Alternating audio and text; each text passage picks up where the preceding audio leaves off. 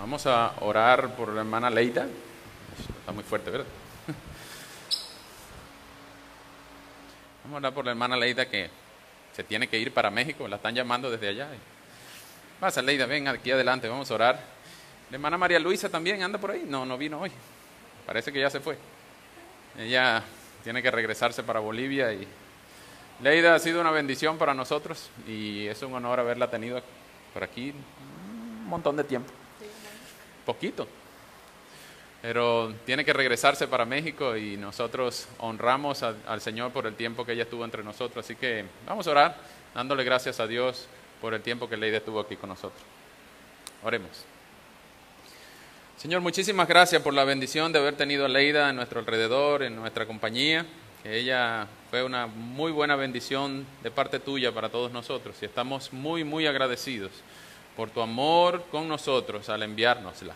Ahora, Señor, que ella tiene que regresar, rogamos que tú también la lleves en bendición, que pueda encontrar una iglesia donde siga aplicando los principios de la palabra de Dios y que también te siga amando por el resto de sus días. Le rogamos, Señor, que tú la bendigas, asistas con tu espíritu y le ayudes en sus decisiones. En todo momento que ella tenga que tomar decisiones, siempre te tenga a ti como primera opción. Y que tú seas siempre su mayor tesoro de este lado del cielo. Y cuando nos toque verte cara a cara por toda la eternidad, sigamos adorándote y podamos vernos pronto. No sabemos dónde, o aquí o allá, pero que Leida también pueda recibir de ti las bendiciones abundantes en Cristo nuestro Señor. Rogamos que le bendigas y que estés con ella siempre. En el nombre de Jesús, amén. Gracias, Leida, que el Señor te bendiga. Bien, los niños tienen clase hoy, ¿verdad? ¿Hay niños? Bueno, los niños que no hay, no tienen clase. Bien, vamos a tener un banquete. Antes de comenzar esto, nos gustaría darle la bienvenida a aquellos que nos visitan por primera o segunda vez. No sé qué tal, hermano David y su esposa Sara por aquí nos acompañan. Ellos son de la casa, pero vienen de vez en cuando, así que siempre es bueno reconocerlos entre nosotros. También Alberto y su esposa Elizabeth y su mamá, que no me acuerdo su nombre. Ivette. Bienvenidos también, los queremos mucho y esta es su casa siempre que venga de visita. Samuel, que nos visita por segunda vez, y Samuel es de la casa también, ese es un amigo. ¿Alguien más nos visita por primera o segunda vez?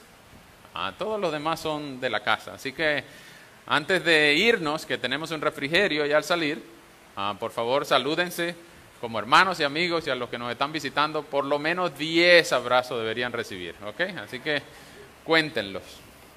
Bien, como muchos saben, hemos estado estudiando la palabra de Dios, la Biblia, de una manera panorámica. No hemos estado profundizando mucho, pero sí hemos estado abarcando bastante.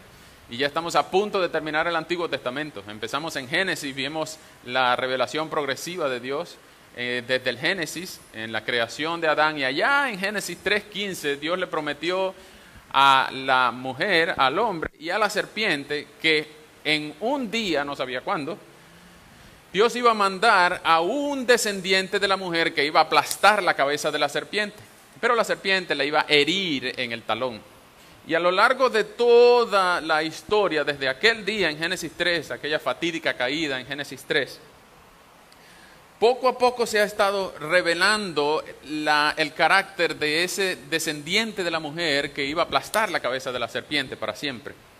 Y 12 capítulos pasaron en Génesis cuando Dios escoge a un hombre, porque ya se había diseminado la maldad por toda la humanidad, y escoge a un hombre para darle una familia numerosa como la arena del mar y como todas las estrellas del cielo. Ese era Abraham, y Abraham tuvo hijos, a Isaac, y a Isaac le nacieron 2 hijos, a Esaú y a su hijo Jacob. Y esos 2 hijos llegaron a ser padres de naciones.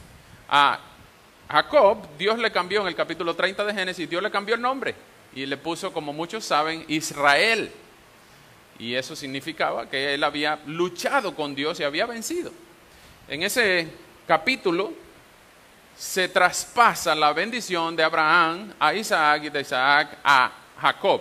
No a Esaú, que era el mayor, por 10 minutos, pero era el mayor. No le tocó a Esaú porque Jacob hizo trampa. y le estoy resumiendo el libro de Génesis, pero así la historia, el desarrollo del pueblo de Israel y de la promesa de Dios a Abraham y a Eva y a Adán, se vino a cumplir a través de Jacob. Pero el hermano gemelo de Jacob, que se llamaba Esaú, también se le fue cambiado el nombre, él se le fue llamado Edom. Los descendientes de Esaú se conocen como Edom o edomitas.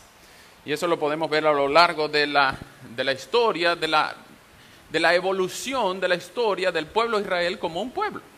Entonces siempre había Israel y Edom, porque Jacob y Esaú no se llevaban muy bien. Ustedes recuerdan que en aquel capítulo del reencuentro de Esaú con Jacob, Jacob tenía mucho miedo y le mandó adelante un montón de regalos y un montón de comisiones y un montón de animales con la idea de que Esaú no lo matara. Pero Esaú lo abrazó y le dijo: tú eres mi hermano, ¿cómo te voy a matar? Y aquella reconciliación ocurrió en el mismo Pentateuco, ni siquiera habíamos salido del Pentateuco. Pero históricamente el pueblo de Israel y el pueblo de Edom, los israelitas y los edomitas, habían siempre tenido una pugna por aquella pelea entre Israel y Jacob y Esaú. Esa es la historia que narra el libro de Abdías, porque Abdías pronuncia juicios de Dios contra Edom, contra los descendientes de Esaú. Precisamente porque no ayudaron a Israel cuando Israel estaba siendo capturado o invadido en este caso por la superpotencia Babilonia en el año 586 a.C. Tanto es así que se escribieron muchos salmos imprecatorios. En este tiempo del exilio se escribieron muchos salmos imprecatorios. Entre uno de ellos es el Salmo 137. Les pido por favor acompáñenme en el Salmo 137, que vamos a leer, es bien corto, pero refleja las emociones. Mientras ustedes los buscan, les voy a dar un poquito de contexto. Este fue un salmo, los que tienen títulos en su salmo van a leer que es un salmo escrito para recordar el cautiverio en Babilonia. Fue un salmo escrito durante los tiempos en que ellos estaban cautivos en Babilonia por haber sido capturados por Nabucodonosor en el 586. Y vean cómo refleja el Salmo los sentimientos que puede tener un israelita cautivo en Babilonia. Salmo 137.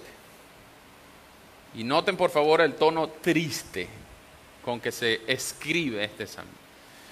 Junto a los ríos de Babilonia nos sentábamos a llorar al acordarnos de Sión. Sobre los sauces de la ciudad colgamos nuestras arpas. Los que nos capturaron nos pedían que cantáramos. Nuestros opresores nos pedían estar contentos y decían: canten algunos de sus cánticos de Sión. Pero ¿cómo podríamos cantarle al Señor en un país extranjero? Oh Jerusalén, si acaso llego a olvidarme de ti, que la mano derecha se me tuya. Oh Jerusalén, que la lengua se me pegue al paladar. Si acaso no llego a recordarte, ni te pongo por encima de mis alegrías. Señor, recuerda lo que decían los edomitas el día que Jerusalén fue destruida. Arrásenla, destrúyanla hasta sus cimientos. También tú, Babilonia, serás arrasada. Dichoso el que te dé tu merecido por todo el mal que nos hiciste. Dichoso el que agarre a tus niños y los estrelle contra las rocas. Vamos a orar.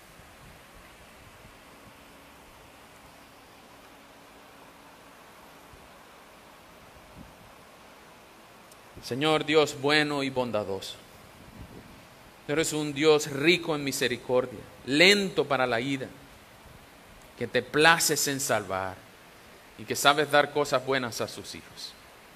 Así como acabamos de cantar, rogamos, Señor, que tú nos reveles tu gloria, nos muestres tu verdad y sobre todo, Señor, hagas brillar resplandecientemente la gloria de nuestro Señor Jesucristo a la luz de tu palabra. Padre, rogamos que el mensaje de Abdías y Daniel en esta hora nos edifique, no solamente nos informe, sino que también nos transforme por el poder de tu palabra. Así, Señor, como nos has dado tu favor, tu misericordia, tu gracia a lo largo de todo el estudio panorámico de toda la Biblia, rogamos también, Señor, que en esta noche tú nos enseñes a nuestro corazón verdades que podamos vivir por ellas toda nuestra vida, que podamos amarte más, obedecerte más y anhelarte más. Rogamos tu bendición en esta hora, en el nombre de Jesús. Amén. El Salmo 37 refleja lo que es la tristeza, la condición, las emociones de los israelitas en el cautiverio babilónico. Recuerden que la capital de Judá, en este caso Jerusalén, fue invadida por Nabucodonosor en el año 586. El comandante Sennacherib del ejército invadió Jerusalén y arrasaron con todo. Es muy importante el detalle que vean que destruyeron el templo y que los utensilios del templo fueron llevados a Babilonia. Fue algo que le fue profetizado por Isaías a Ezequías en el capítulo 39 de Isaías, diciéndole, cuando Ezequías se ufanaba diciendo, mira todo lo que tenemos, invitó a una comisión de Babilonia, Isaías le dijo, ¿qué tú haces? Bueno, le estoy enseñando nuestro palacio y todo esto. Bueno, ahora todo esto que tú tienes va a ser llevado a Babilonia dentro de no mucho. Y Ezequías me imagino que quedó con la boca abierta y él dice, bueno, por lo menos va a haber pan mientras yo esté aquí. Pero todo eso que había en Jerusalén fue llevado a Babilonia, los vasos, los utensilios, los candeleros y todos los instrumentos para el sacrificio, el ejercicio de los sacrificios levíticos en el templo. Todo era de oro, de lo que vimos ya en el Éxodo, y vimos también que en Primera de Reyes, cuando Saúl estableció el templo, todo lo de oro, todo el lujo del templo, ahora era destruido y los tesoros del templo fueron llevados a Babilonia. Es muy importante ese detalle, porque no solamente Abdías escribe en los días del cautiverio babilónico, pero en contra no de Babilonia, sino de las naciones vecinas, en este caso Edom, los paisanos de los israelitas, que no solamente no hicieron nada cuando Jerusalén estaba siendo invadida, sino que se burlaban. Ustedes notarán en Abdías, en el capítulo 9 de 1, Abdías tiene un solo capítulo, y les voy a dar un bosquejo rápido. En Abdías existen 3 puntos: lo que pasará, por qué pasará y cómo pasará contra Edom.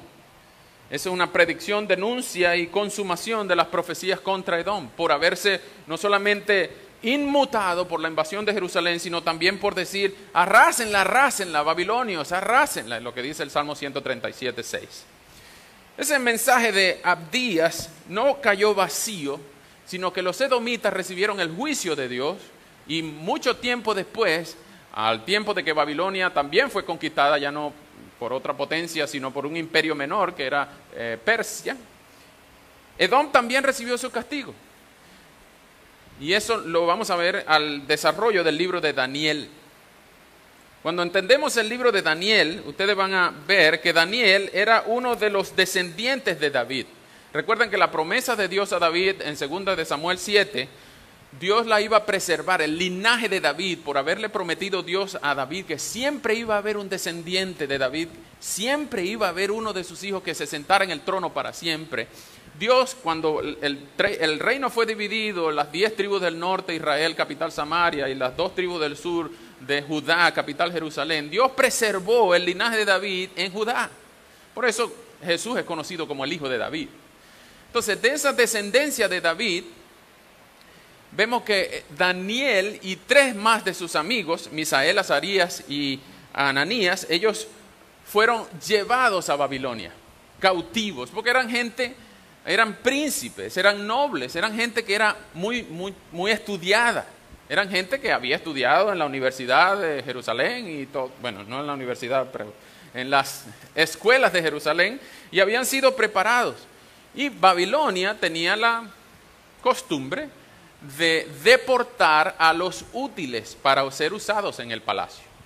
Es muy importante ese detalle porque el cautiverio babilónico es uno de los 4 puntos importantes de la división de la historia que se nombran en la genealogía de Jesús en Mateo 1. Ustedes leen en Mateo 1:17, cuando están hablando de la genealogía de Jesús, están presentando al Mesías, por eso es tan importante que el Nuevo Testamento comience con Mateo. En la genealogía de Jesús, justamente en el capítulo 1, versículo 17, que es el resumen de la genealogía que está en los 16 versículos anteriores, Mateo comenta: de manera que de todas las generaciones, desde Abraham hasta David, son 14. Desde David hasta la deportación a Babilonia, 14. Y desde la deportación a Babilonia hasta Cristo, 14 más. Entonces, la deportación a Babilonia de Daniel, Ananías, Azarías y Misael es muy importante porque en ese punto, en el 586, se divide la historia, pero no se pierde el linaje de David. No se pierde, sino que de la línea de David se preserva a muchos, entre ellos a Daniel, Ananías, Azarías y Misael. Y ustedes que han hojeado el libro de Daniel seguramente han hojeado los primeros 7 capítulos, porque después cuando la cosa se pone complicada en el capítulo 7 uno dice, pero yo no entiendo mucho esto está bien complicado, este poco de animales aquí, con leopardos con alas, leones con cuernos, está muy complicado esto. A mí también me pasa, no tan solos. Pero vean por qué es importante Daniel. El estudio de Daniel y de Abdías precisamente es importante, porque Daniel y Abdías fueron los profetas que predicaron al pueblo de Judá estando en el exilio. Estando cautivos en Babilonia, Daniel escribió y genera esperanza todo lo que vamos a ver. Ya van a ver por qué. Pero no solamente por eso, sino que el mismo Jesús, en Mateo 24, cuando Jesús está dando las señales antes del fin, ¿se acuerdan de que habrá terremotos, habrá peste, habrá mortandad, rumores de guerra, terremoto y todo eso? Jesús dice que la gente pide las señales y le dice, pero no va a hablar, no va a haber muchas señales, sino que cuando ustedes vean la abominación desoladora, yo uso esa frase, que es una frase única de Daniel, en más ninguna otra parte de la Biblia aparece esa frase, la abominación desoladora, que se sienta en el templo, entonces ya ustedes van a ver que es el fin. Dice Jesús en Mateo 2:24, Mateo 24.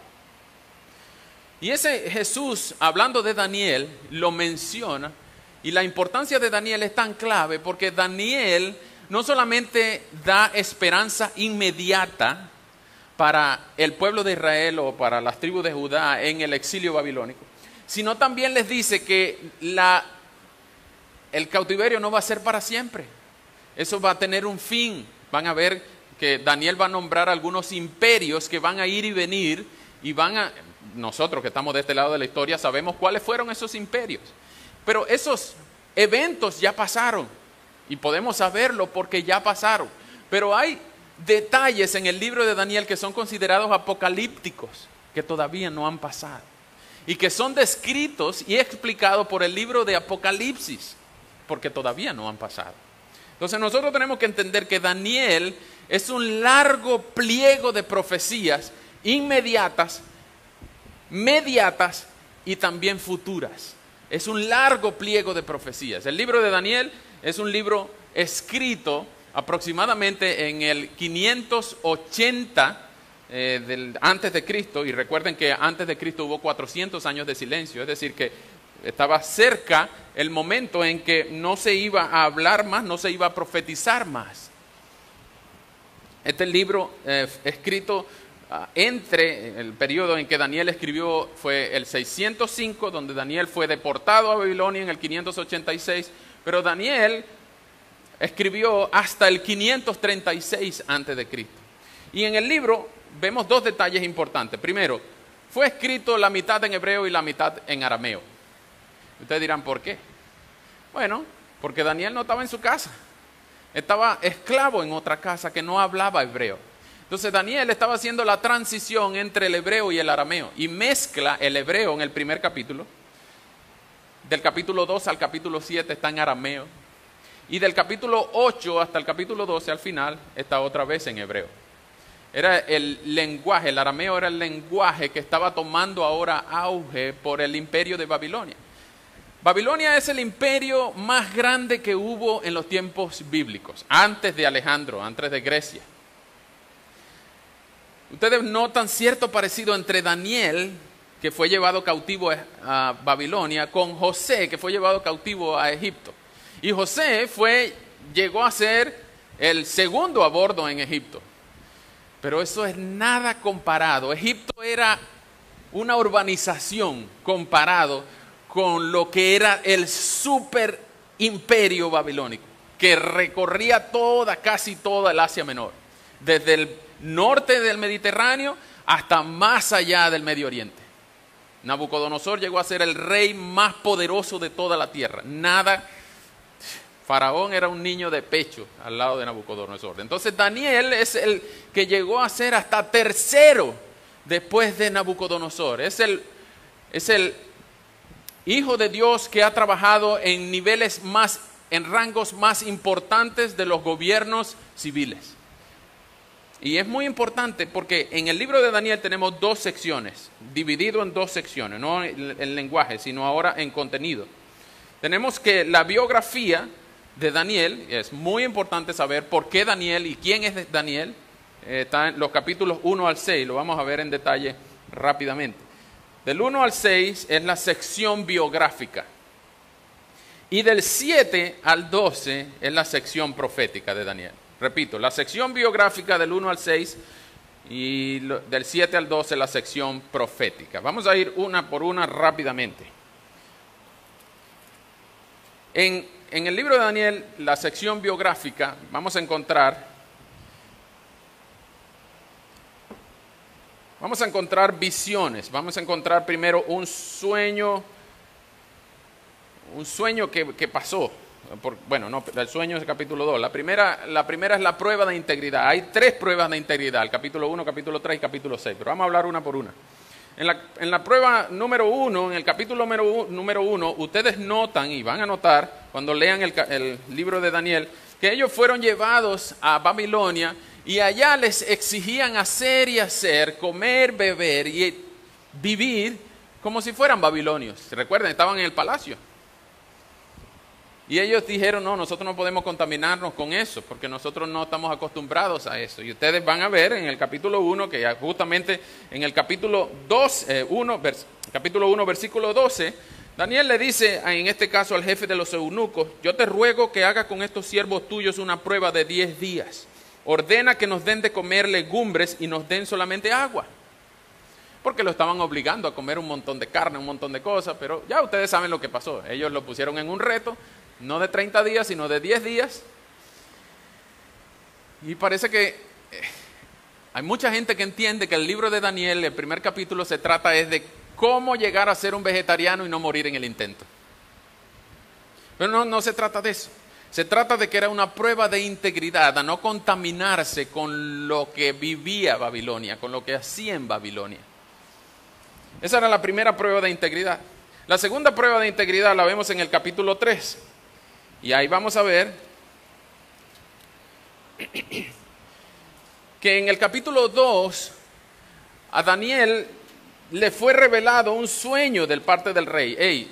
El rey no fue como Faraón, le dijo a José. Por lo menos Faraón le contó el sueño a José y José se lo interpretó. Pero Nabucodonosor, rey de Babilonia, no se acordaba del sueño. Y le dijo a los sabios, ¿quién me puede interpretar este sueño? Ajá, pero ¿cuál sueño? No sé, no me acuerdo, ¿ustedes son sabios? Oye, pero señor rey, nosotros no podemos interpretarle un sueño que nosotros no sabemos. Ustedes lean la historia y van a ver. Bueno, el rey se puso bravísimo y mandó a matar todo ese poco de sabios que no sabían ni interpretar ni acordarse del sueño que el rey tuvo. Bueno, lo cierto es que a Daniel le fue dado la interpretación, no solamente el sueño, sino la interpretación del sueño. Y ya les voy a contar más adelante del sueño de Nabucodonosor, pero ustedes vean la oración de Daniel en el capítulo 2, versículo 20. Bellísimo. Y termina la oración con una alusión a lo que nosotros conocemos hoy como la sustitución penal. Ya vamos a ver. Cuando esto le fue revelado a Daniel, 2:19. Fue así como durante una visión nocturna el secreto le fue revelado a Daniel, por lo cual Daniel bendijo al Dios del cielo. Y dijo Daniel: bendito sea por siempre tu nombre, oh Dios, porque tuyos son el poder y la sabiduría. Tú cambias los tiempos y las edades, y a unos reyes los pones y a otros reyes los quitas. A los sabios y entendidos les das gran sabiduría y les revelas lo profundo y lo escondido. Tú conoces lo que está en tinieblas, pues en ti habita la luz. A ti, Dios de mis padres, te doy gracia y te alabo, porque me has dado fuerza y sabiduría, y ahora me has revelado lo que te pedimos. Nos has dado a conocer el asunto del rey. ¡Wow! Dios le contó al rey de Nabucodonosor a Daniel y le dio la interpretación también. Entonces, cuando él se enteró de eso, oró mucho y reflexionó y le dijo a Arioc. Arioc era el que el rey mandó con el que Nabucodonosor mandó a matar a todos los sabios. Después de esto, Daniel fue a hablar con Arioc, a quien el rey había ordenado matar a todos los sabios de Babilonia, y le dijo: no mates a todos los sabios, más bien llévame a la presencia del rey y yo le haré saber la interpretación del sueño. Daniel se puso en la mitad entre el rey y la muerte de los sabios. ¿Ok? Y así pasó que cuando Daniel le interpreta el sueño al rey de una estatua que Nabucodonosor soñó, que tenía cabeza de oro, pecho de plata, piernas de bronce, y los pies lo tenía de una mezcla entre barro y hierro. Pero en el capítulo 2, versículo 34, noten el detalle de una piedra, una enorme piedra que nadie cortó, se desprendió de un monte y golpeó en los pies de hierro y barro cocido a la imagen y los hizo pedazos. Entonces se hicieron también pedazos el hierro, el barro cocido y el bronce, y la plata y el oro, hasta hacerse como el polvo del trigo que se mueve el verano, que se muele en el verano, y el viento se los llevó sin dejar el menor rastro. En cambio, la piedra que golpeó la imagen se convirtió en un gran monte que llenó toda la tierra. Atención con esa piedra. En el versículo 43 dice: y así como su majestad vio el hierro mezclado con barro, esos reinos se mezclarán por medio de alianzas humanas, pero no se fundirán uno con el otro, así como el hierro no puede mezclarse con el barro. Atención, versículo 44. Y en los días de estos reinos, el Dios del cielo hará que surja un reino que jamás será destruido ni entregado a otro pueblo, sino que desmenuzará y consumirá a todos estos reinos, porque aunque él permanecerá para siempre. Ya ustedes están entendiendo lo de la piedra, lo de la descendencia de David que permanecerá para siempre, y a quién se están refiriendo con este personaje que va a ser este rey para siempre. Cuando Nabucodonosor entiende sí, ese fue el sueño que yo tuve. Ok, esa es la interpretación. Ok, entonces él puso a Daniel sobre todo, lo hizo grande. Versículo 48, lo exaltó y le otorgó muchos honores, grandes regalos, y lo nombró gobernador de toda la provincia de Babilonia y jefe supremo de todos sus sabios. Wow, Daniel llegó a ser lo máximo, el segundo a bordo en Babilonia. Pero no solamente eso, sino que Daniel, en el versículo 49, solicitó al rey poner a Sadrach, Mesach y Abednego, que son Azarías, Misael y Ananías, sobre los negocios de la provincia de Babilonia, y su petición le fue concedida. Entonces ahora vemos que estos 4 muchachos que salieron de Jerusalén, deportados a Babilonia, antes esclavos, ahora son en la corte del rey los personajes más importantes. Pero por supuesto había gente envidiosa. Entonces van a leer en el capítulo 3 que hay otra prueba de integridad, donde los envidiosos hacen que el rey establezca un edicto que no se puede, que hay que adorar a la estatua de Nabucodonosor, porque Nabucodonosor finalmente terminó haciendo una estatua para que lo adoraran a él. 3:12, Daniel 3:12. Resulta que Sadrach, Mesach y Abednego, esos judíos a los que su majestad puso a cargo de los negocios de la provincia de Babilonia, no respetan a su majestad, ya que no adoran a sus dioses ni a la estatua de oro que que su majestad mandó a erigir. Lo acusaron. Y vino Nabucodonosor y dijo, bueno, vamos a matarlo, porque él era como la reina de Blancanieves, que le cortaba la cabeza a todo el mundo. ¿Y qué pasó? Los metieron en el horno de fuego. A estos 3 muchachos los metieron en el horno de fuego. Ustedes, la mayoría, conocen la historia de los 3 en el horno de fuego, cuando lo pusieron a arder 7 veces más, según el 3:19.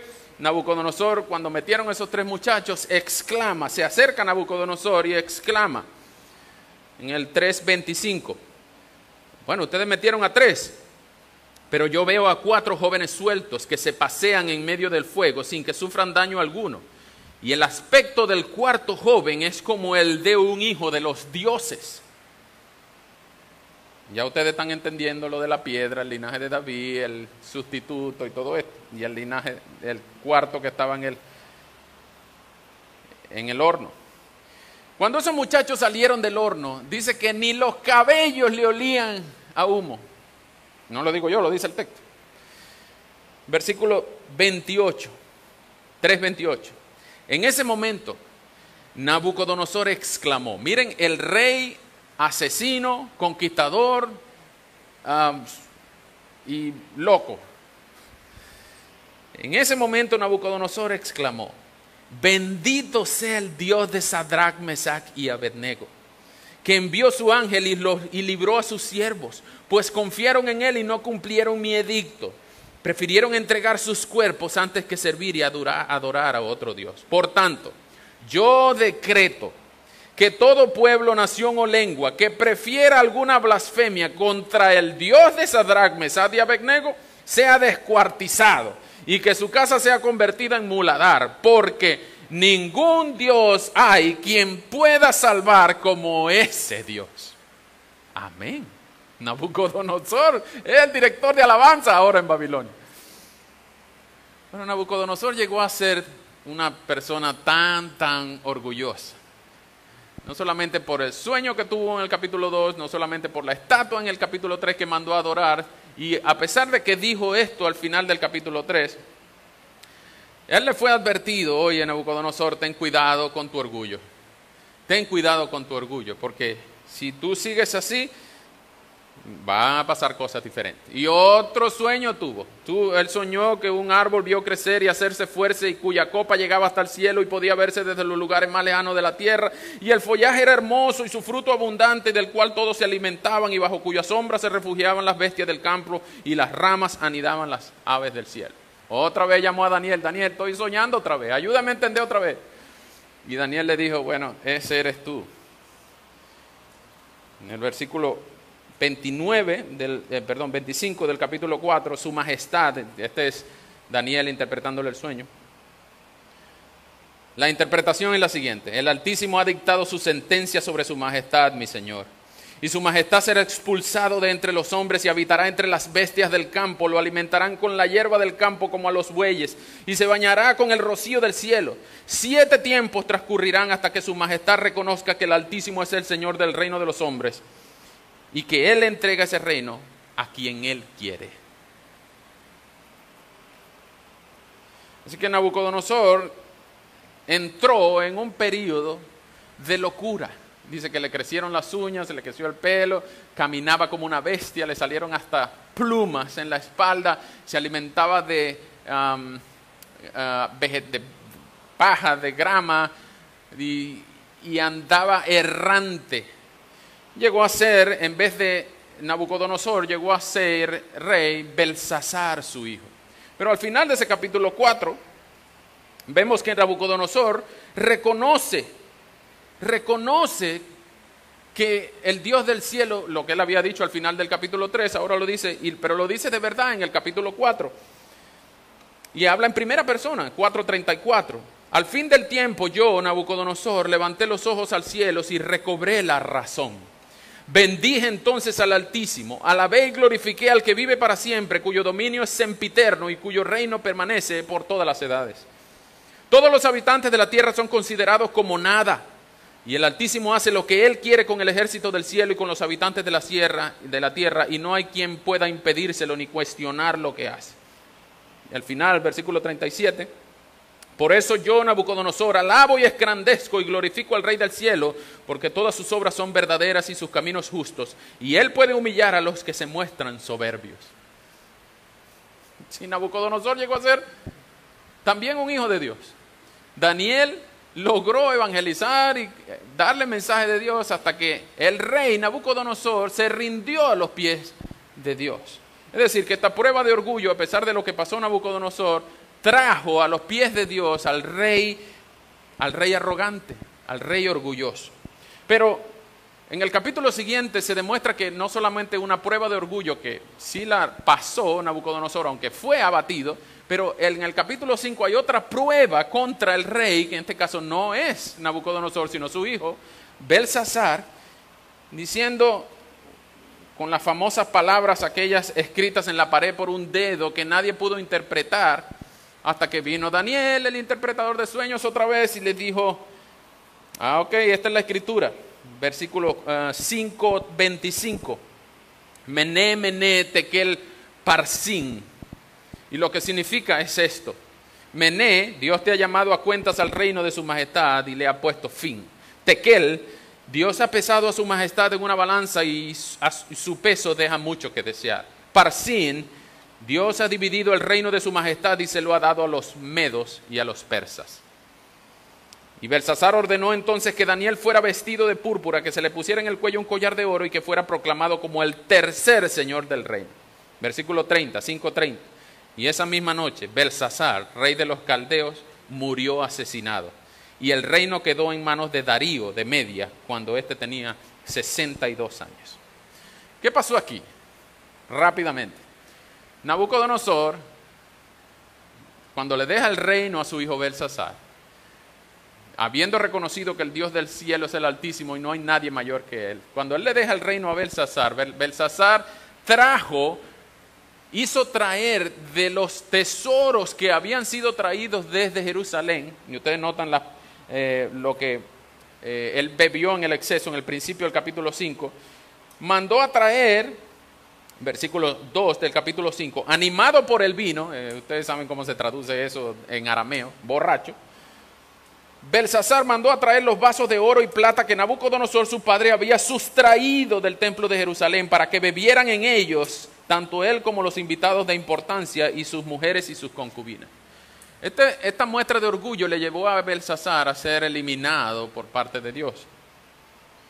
Y este Belsasar no pasó la prueba del orgullo, se ensoberbeció. Ante el juicio de Dios se ensoberbeció, fue eliminado. Pero Nabucodonosor fue preservado.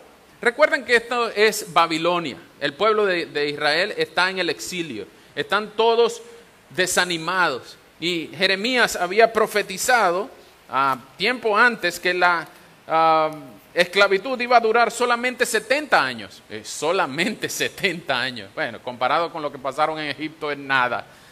Pero lo que pasó es que en el capítulo 9, después de que Daniel tiene sus visiones de que vamos a hablar ahorita, en el 9:2, yo, Daniel, logré entender en los escritos el número de años que el Señor había anunciado al profeta Jeremías. La desolación de Jerusalén habría de durar 70 años. Pero no fue así. No fue así. Porque el pueblo no se arrepintió aún en medio de la esclavitud. Pero Dios los preservó. Dios preservó a su pueblo. ¿Cómo los preservó? Bueno, aquí vienen entonces ya no solamente las pruebas de integridad y las pruebas de orgullo, sino que Daniel, como fue puesto en alto, y muchos envidiosos se llamaban los sátrapas, y esa palabra quedó acuñada en la historia por los sátrapas contra Daniel, lo acusaron de que Daniel estaba haciendo cosas que no debía. Por ejemplo, orar 3 veces al día. Ustedes van a notar en el capítulo 6, es el famoso capítulo de Daniel en el foso de los leones. Y esa es otra prueba de integridad, porque a Daniel, los sátrapas convencieron al rey para escribir un edicto que dijera que nadie podía consultar a sus dioses. Es decir, estaban aboliendo la libertad religiosa. Pero Daniel no le paró. Y entonces él siguió orando. Vean lo que dice en el 6:13. Daniel, esos son los sátrapas acusando a Daniel frente al rey. pues Daniel, que es uno de los cautivos de Judá, no respeta a su majestad, ni acata el edicto que su majestad ha confirmado. Al contrario, 3 veces al día pide al favor de su Dios.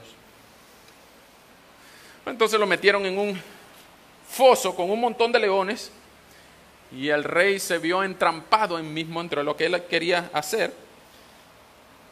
Y a la noche siguiente el mismo rey corrió para ver si los leones se habían comido a Daniel. Pero no fue así. Daniel prefirió morir antes que dejar de orar y antes de dejar de hablar con su Dios. Y dice Daniel al rey: mi Dios envió a su ángel estoy leyendo en el 6:22, mi Dios envió a su ángel para que cerrara las fauces de los leones y no me hicieran daño. Y es que delante de Dios yo soy inocente, y aún delante de su majestad no he cometido ningún mal. Y al escucharlo el rey se alegró mucho y mandó que sacaran del foso a Daniel, y cuando lo sacaron salió ileso porque había confiado en su Dios. Entonces, otra prueba de integridad, ahora superada por Daniel, no solamente por sus amigos, los 4 en el capítulo 1, por sus 3 amigos en el capítulo 3 y ahora por Daniel solo en el capítulo 6. Y Daniel llegó a ser un personaje muy importante, llegó a ser conocido como el más importante de Babilonia. Era un esclavo que llegó a ser rey. Hay un montón de alusiones a Cristo hasta ahora que hemos visto. Hemos visto la preservación del linaje de David, hemos visto la piedra que destruyó los reinos y que estableció su reino para siempre. Hemos visto al mismo Daniel cómo puso su vida por otros, y hemos visto cómo llegó a ser de esclavo a rey. Y esta es la etapa de la resurrección de Cristo. Porque Cristo, siendo rey, se hizo hombre, y estando en la condición de hombre se humilló hasta lo sumo, y estando en esa condición se hizo obediente hasta la muerte, y muerte de cruz.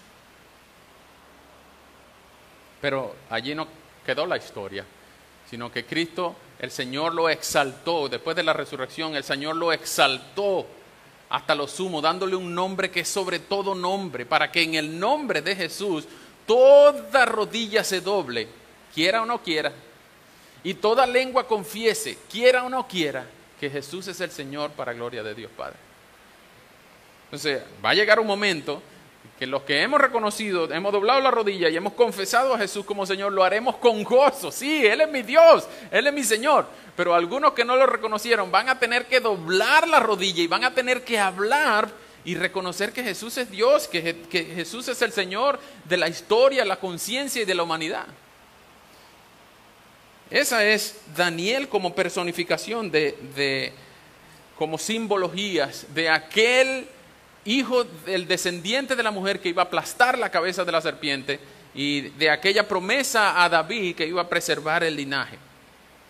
Ahora Daniel, en la segunda parte de su libro, en la sección profética, él tiene varias visiones. Y esta es la parte, digamos, complicada del libro, la parte que mucha gente no le gusta o que es más difícil de entender, hay que admitirlo. Esta parte es bastante lo que uno llama metafórica. Hay cosas aquí que no se pueden interpretar literalmente, hay lenguaje apocalíptico, hay lenguaje profético, hay muchas ilustraciones, hay parte de poesía en el capítulo 9 y hay parte de imágenes, muchas imágenes. Las profecías del futuro, Dios las reveló entremezcladas con figuras de imágenes. Y ya le voy a decir por qué. Por 2 razones. Primero, para que algunos oigan y no entiendan, vean y no entiendan. Y segundo, por amor.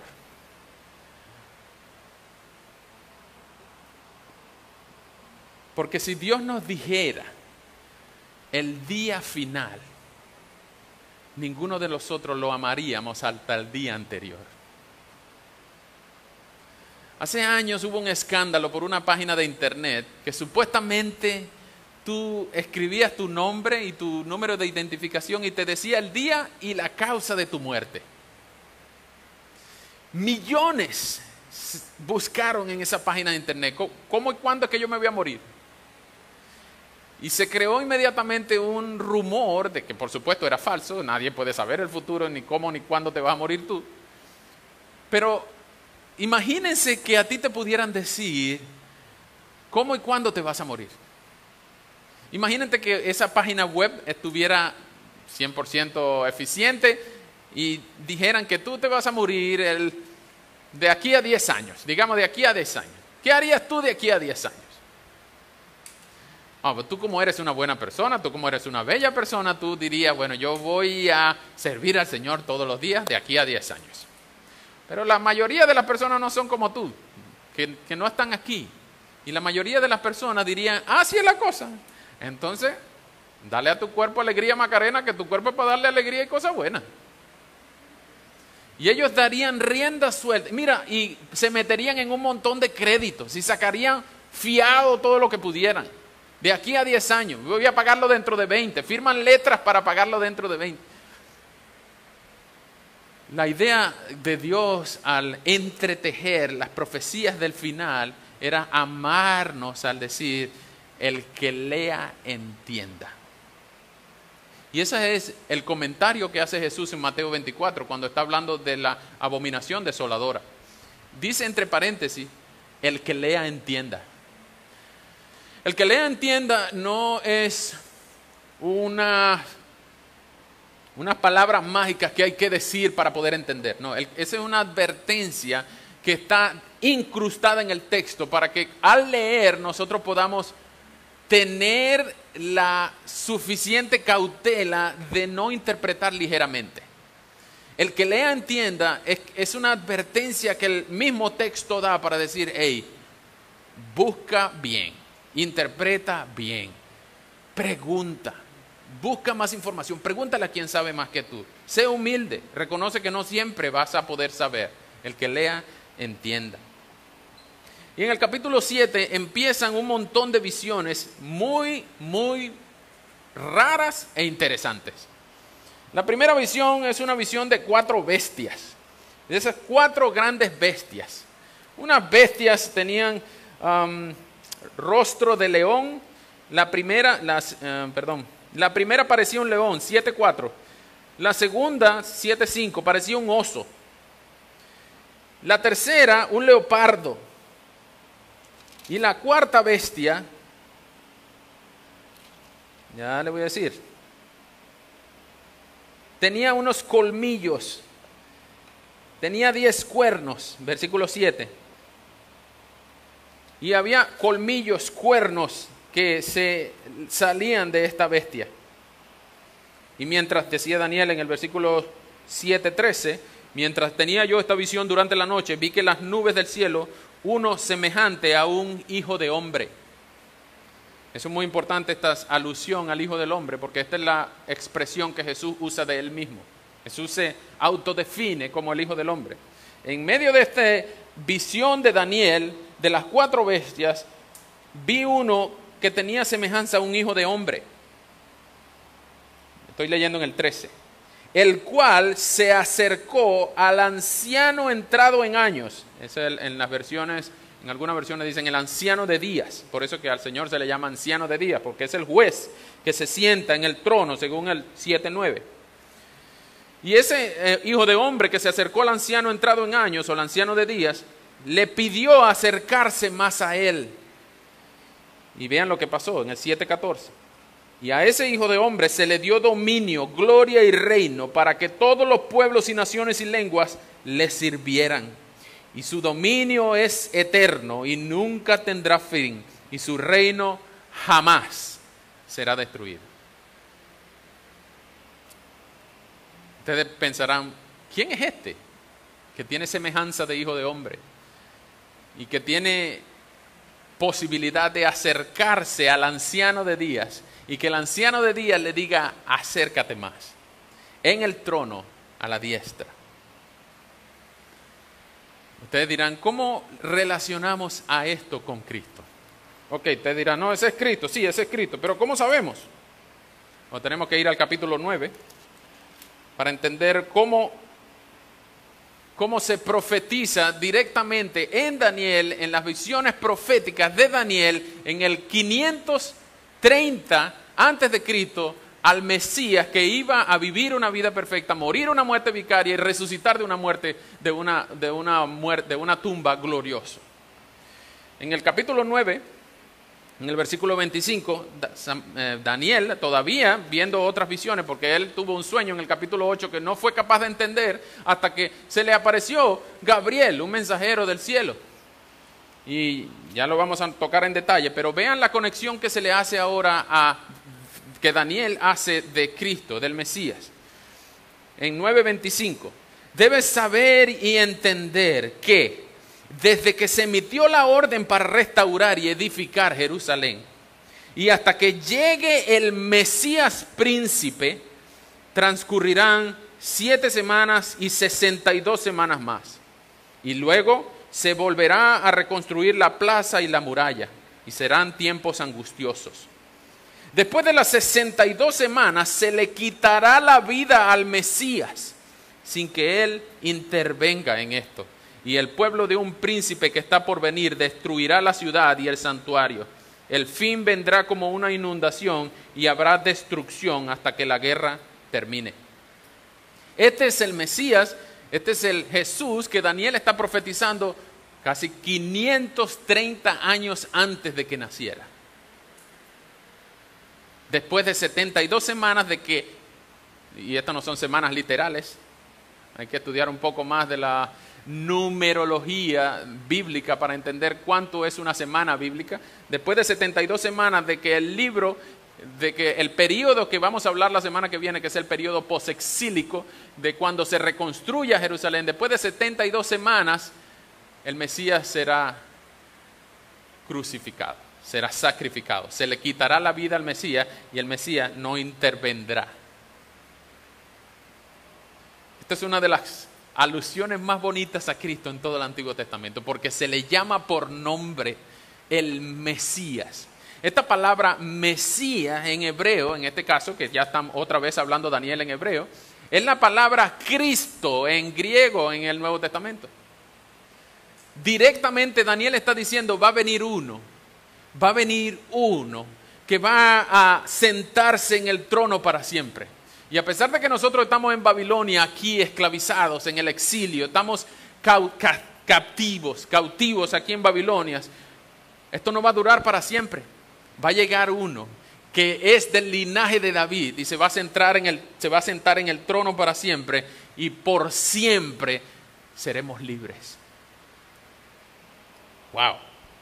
Esto es muy importante que lo hagamos entender, porque en el capítulo 8 y 9, Daniel tiene un sueño en el que le es revelado el significado de las 4 bestias y lo que él le dijo a Nabucodonosor en el primer sueño. Él entendió que el sueño de Nabucodonosor y las potencias de las 4 bestias representaban a los 4 imperios que venían a gobernar toda el Asia Menor.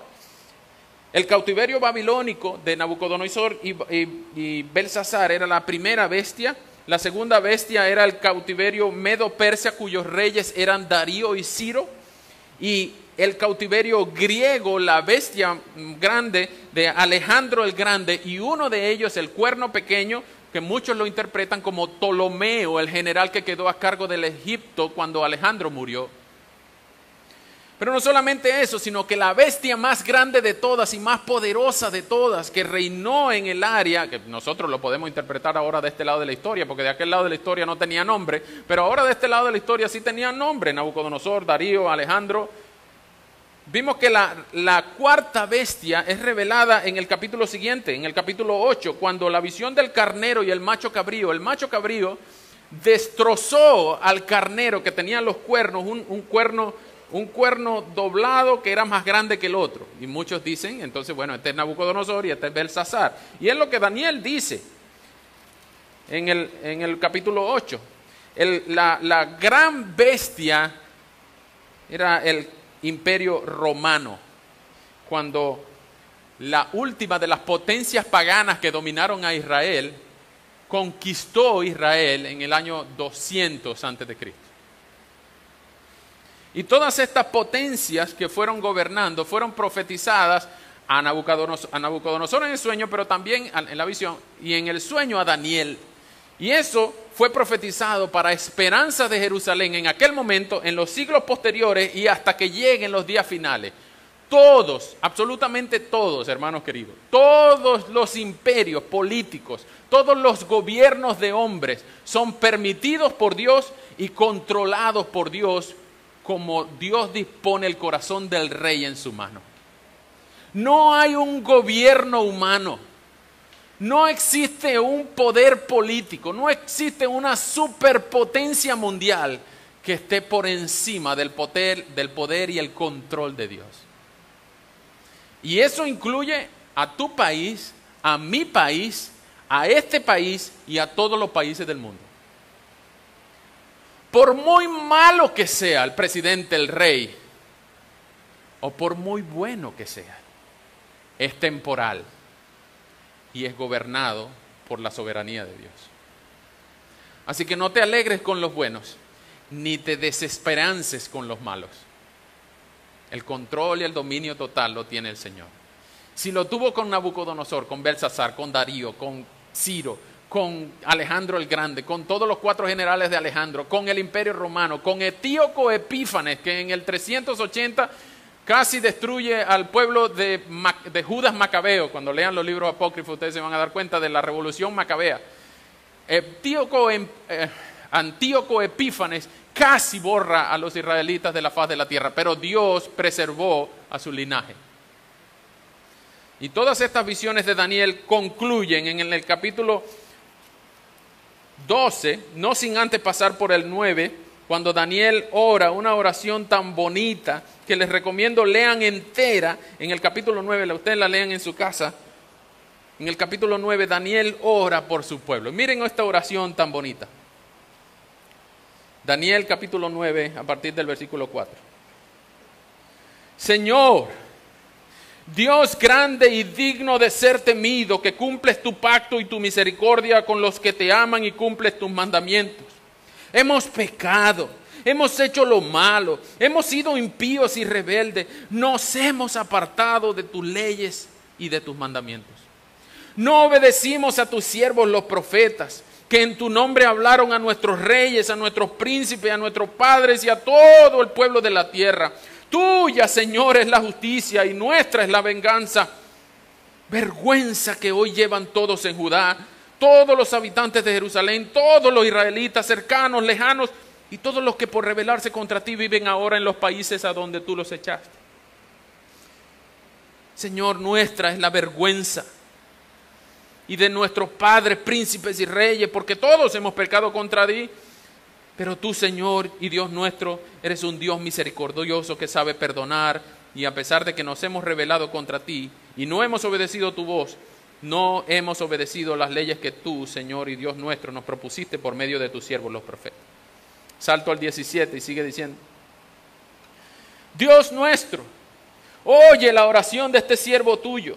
Oye sus ruegos, Señor, y por tu amor haz resplandecer tu rostro sobre tu derruido santuario. Inclina, Dios mío, tu oído y escúchanos. Abre tus ojos y mira nuestra desolación y la ciudad sobre la que se invoca tu nombre. A ti elevamos nuestros ruegos, Señor, no porque confiemos en nuestra justicia, sino porque confiamos en tu gran misericordia. Señor, Señor, óyenos y perdónanos. Préstanos atención, Señor, y actúa. Por amor a ti mismo, Dios mío, no tardes, que tu nombre se invoca sobre tu ciudad y tu pueblo.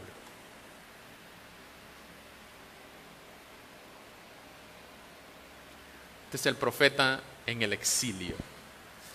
Cuando Dios prometió que no iba a ser para siempre, que lo estaba haciendo por amor y que aún en medio de la cautividad iba a preservar las promesas que Él le hizo a David. Hermanos amados, Dios no abandona jamás a su pueblo. Va en contra de su misma naturaleza. Cuando el pueblo estaba en la esclavitud en Egipto, Él mostró su favor allá y envió a Moisés. Cuando el pueblo estaba en Babilonia, en la cautividad en Babilonia, en Susa, Daniel habló de uno que iba a venir para liberar. uno que iba a poner fin al cautiverio, y ese se llamó el Mesías príncipe. Nosotros conocemos a ese Mesías príncipe. Ese Mesías príncipe, por la profecía de Miqueas, nació en Belén.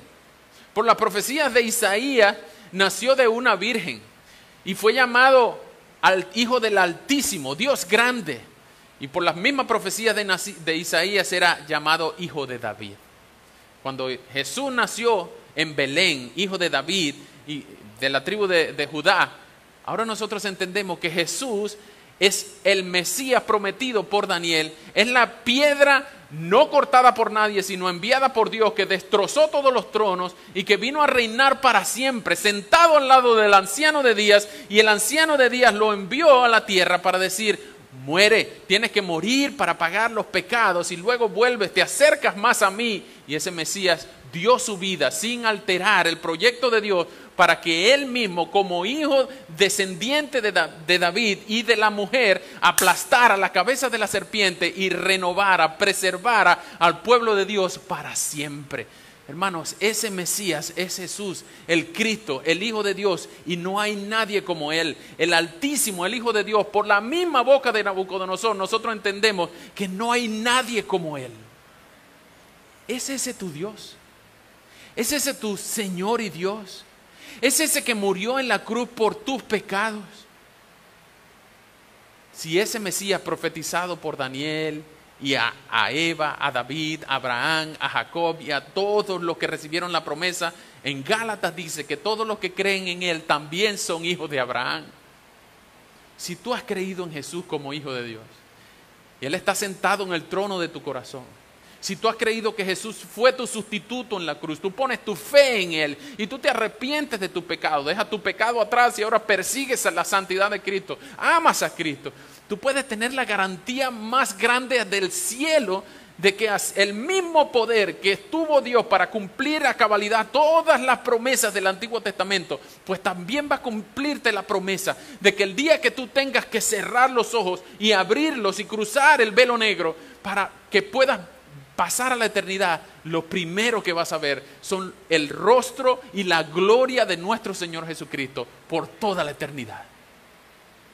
Ese mismo poder que cumplió al pie de la letra las profecías es el mismo poder que puede preservar a su pueblo y a todos los que ponen su confianza en Él para siempre.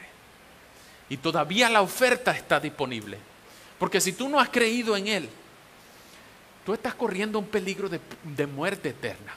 Si tú no has confiado en Él como tu Salvador personal, si Él no es tu Señor, si Él no pagó por tus pecados, si tú no estás seguro de que tú eres parte de su pueblo, si tú no estás seguro que las promesas y las profecías en Cristo son sí y amén para ti, si tú no estás seguro de que Él fue tu sustituto, si tú no te has arrepentido nunca de tu pecado, pues la abominación desoladora, el día del juicio final y todo lo que Daniel habla en los capítulos 9 al 10 y todos los profetas hablan como el día del Señor, que Joel profetizó 3 veces, el día inminente, el día final y el día venidero de Dios. La ira de Dios está sobre ti. Y no debes salir de aquí igual como viniste. Tú debes reconocer que tú necesitas a Dios. Ven a Cristo en arrepentimiento y fe. Y Él va a hacer de ti un hijo, no un enemigo, un amigo, no un extranjero, uno de su pueblo, un hijo amado. No dudes más en venir. Él es el Salvador.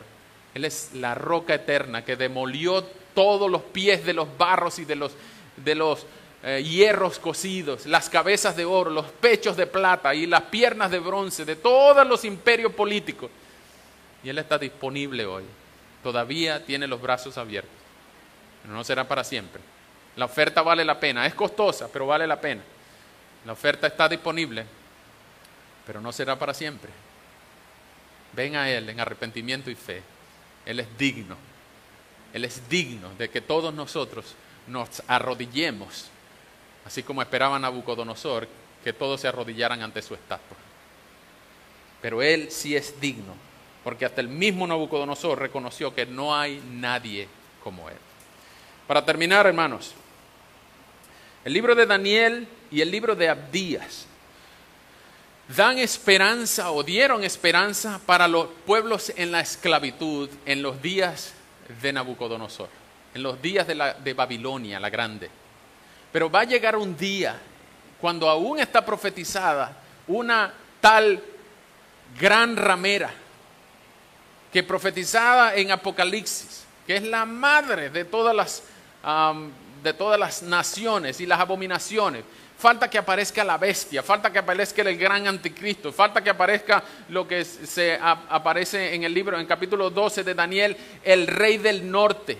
Falta que aparezca un montón de imágenes y de figuras que están profetizadas desde Daniel y que son cumplidas en el Apocalipsis. Pero son justamente la evidencia de que Dios no ha cerrado la puerta del arca todavía, de que todavía hay oportunidad, de que no sabemos cuándo va a ser el último día. Puede ser esta noche, puede ser dentro de 100 años, no sabemos. Pero la puerta está todavía abierta. El amor de Dios es su última palabra. La ira de Dios no es su última palabra. El amor de Dios muestra su gloria en la salvación de inmerecidos pecadores, como tú, como yo. En que Él envió a Jesús a morir en la cruz, a pagar por lo que tú y yo debíamos haber pagado. Pero Jesús se ofreció voluntariamente y por el gozo puesto delante de Él, abrazó la cruz, menospreció el oprobio y dijo: si esta es la única manera de salvar a mi pueblo, pues yo estoy dispuesto.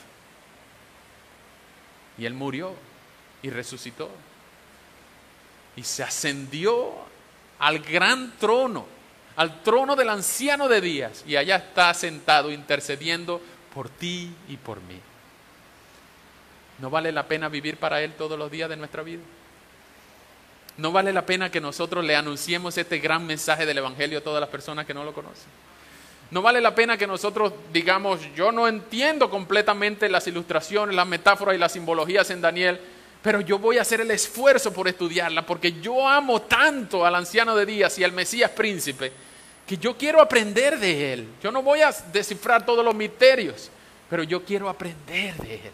Yo quiero amarle, yo quiero servirle, yo quiero todos los días mostrarle mi amor a otras personas porque Él me amó a mí cuando yo no lo merecía. Y ese es el Evangelio de la gracia de nuestro Señor Jesucristo. Él es tu Dios, Él es tu Mesías, Él es el príncipe, Él es tu sustituto. Oro que el Señor nos bendiga y nos ayude de hoy en adelante y por siempre a entregar nuestras vidas a este que cumplió las profecías al pie de la letra, pero que también cumplirá las que aún faltan por cumplirse para preservar y amar a su pueblo por toda la eternidad. Vamos a orar. Señor, muchísimas gracias. Gracias por tu amor y tu misericordia. Gracias por tu perfección. Gracias por el sincronismo de las profecías, por la perfección de que ninguna de ellas dejó de cumplirse.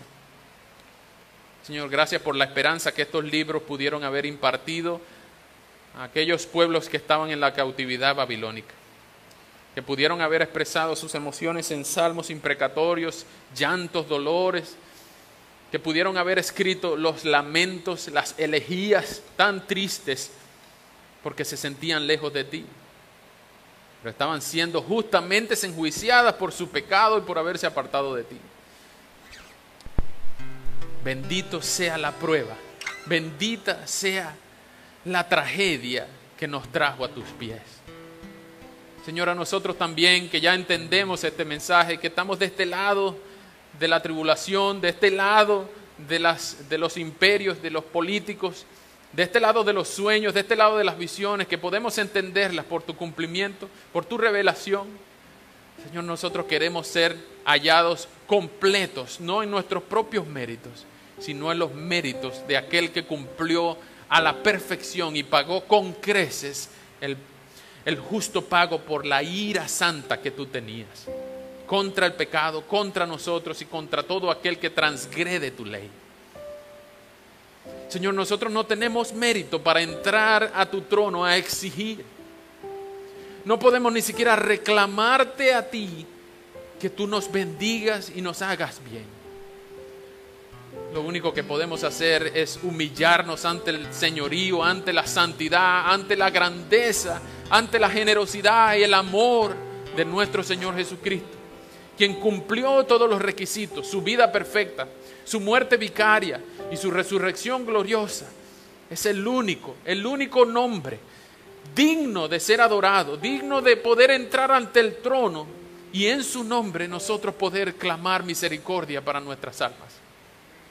Señor, aquellos cautivos de un imperio político en Babilonia, y muchos hoy cautivos del pecado, también necesitan que tú los ayudes. Rogamos, Padre, rogamos que tu amor se manifieste una vez más con mensajeros, con profetas, con predicadores, con sermones, con amigos que muestren su amor, dándoles la esperanza de estar seguros única y simplemente en los méritos y en la obra de nuestro Señor Jesucristo. Preserva a tu pueblo, Señor. Cumple tus promesas. Te amamos, te necesitamos. Amén. Que Dios les bendiga, hermanos. Invito a ponerse de pie y cantemos Levántate, Iglesia.